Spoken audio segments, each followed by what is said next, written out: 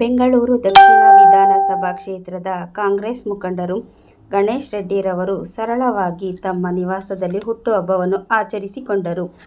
ಇದೇ ಸಂದರ್ಭದಲ್ಲಿ ಹಿರಿಯ ಮುಖಂಡರು, ಸ್ನೇಹಿತರು, ಅಭಿಮಾನಿ ಬಳಗದವರು ಶುಭ ಹಾರೈಸಿದರು.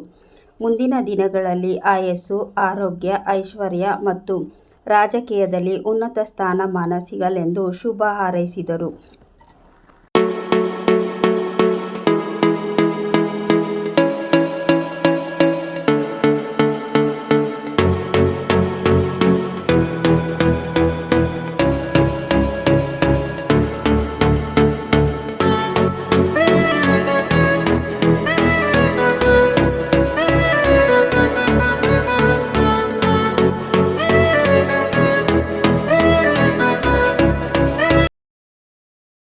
ಹುಟ್ಟುಹಬ್ಬವನ್ನು ಆಚರಿಸ್ತಾ ಇರುವಂಥ ಗಣೇಶ್ ಅವರಿಗೆ ನನ್ನ ಹೃತ್ಪೂರ್ವಕ ಕೃತಜ್ಞತೆಗಳು.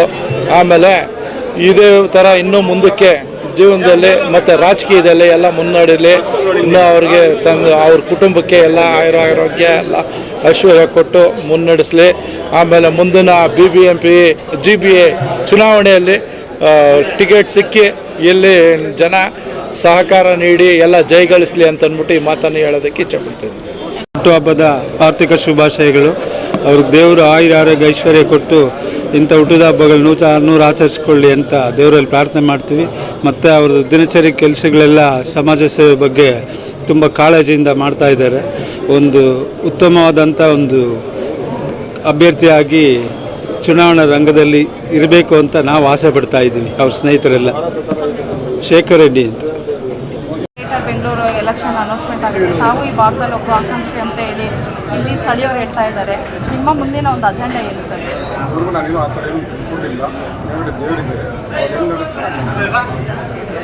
ನಾನು ಇದೇ ಥರ ಇದ್ದಿದ್ದು. ಆಮೇಲೆ ಒಂದು ಬರ್ತ್ಡೇ ಕಾರ್ಯಕ್ರಮದಲ್ಲೆಲ್ಲ ಜನ ಸೇರಿದಾಗ ನಾನು ಹೇಳ್ತಾ ಇರೋದು 18 ವರ್ಷದಿಂದ ನಮ್ಮ ಏರಿಯಾದಲ್ಲಿ ಇದೆ. ಲಕ್ಷ್ಮಣಪ್ಪ ಗಾರ್ಡನು ಏನಿದೆ, ಬನಗಿರಿ ನಗರ, ಇದನ್ನೆಲ್ಲನೂ ನಾವೇ ಅಲ್ಲೆಲ್ಲ ಲೇಔಟೆಲ್ಲ ಮಾಡಿ ಎಲ್ಲ ಇದು ಮಾಡಿದ್ದು. ಆ ಕಾರ್ಯಕ್ರಮದಲ್ಲಿ ಇಲ್ಲಿ ಪಕ್ಷ ಭೇದ ಭಾವ ಮತ್ತು ಹೇಳ್ತಾ ಇದ್ದೀನಿ. ಅವತ್ತೊಂದು ದಿವಸ, ಇವತ್ತು ನಾನು ಕಾಂಗ್ರೆಸ್ಸಲ್ಲಿದ್ದೀನಿ ಮತ್ತು ಅವತ್ತೊಂದು ದಿವಸ BJPಯಲ್ಲಿದ್ದೆ. ಆ ಟೈಮಲ್ಲಿ ಅಶೋಕ್ ಅವ್ರ ಬರ್ತಡೇ ಇದನ್ನು ಮಾಡಿದವಾಗ ಸುಮಾರು 4,000 ರಿಂದ 5,000 ಜನ ಸೇರಿ ನನಗೂ ಅವತ್ತೊಂದು ದಿವಸ ನನಗೇನು ಎತ್ತ ಅಂತ ರಾಜಕೀಯಕ್ಕೆ ಬರುವಂಥ ಇದೇ ಇರಲಿಲ್ಲ. ಆಮೇಲೆ ಎಲ್ಲನೂ ಯಾವುದೇ ಒಂದು ಟ್ಯಾಕ್ಸ್ ವಿಚಾರವಾಗಲಿ ಏನಕ್ಕಾದ್ರೂ ಆಗಲಿ ಬಂದು ಈ ಥರ ತೊಂದರೆ ಆಗ್ತಾಯಿದೆ ಅಂತ ಜನ ಬಂದು ಕೇಳಕ್ಕೆ ಬಂದಾಗ ನೀವು ಯಾರ್ಯಾರನ್ನೂ ಕೇಳೋದಕ್ಕಿಂತ ನೀವೇ ಇದ್ದರೆ, ಕಾರ್ಪೊರೇಟರ್ ಆಗಿದ್ದರೆ ನಿಮ್ಮನ್ನೇ ಕೇಳ್ಬೋದು ಅಂತಂದ್ಬಿಟ್ಟು ಹೇಳ್ಬಿಟ್ಟು ಅವತ್ತೊಂದು ದಿವಸ ಶುರುವಾಗಿದ್ದು. ಇವತ್ತೊಂದು ದಿವಸ ನಮ್ಮ ಗಣೇಶ್ ಏನು ಇವತ್ತು ಹುಟ್ಟುದಬ್ಬ ಆಚರಿಸ್ಕೊಳ್ತಾ ಇದ್ದಾರೆ. ಮುಂದಿನ ದಿವಸ ಹೇಳೋಕ್ಕಾಗಲ್ಲ.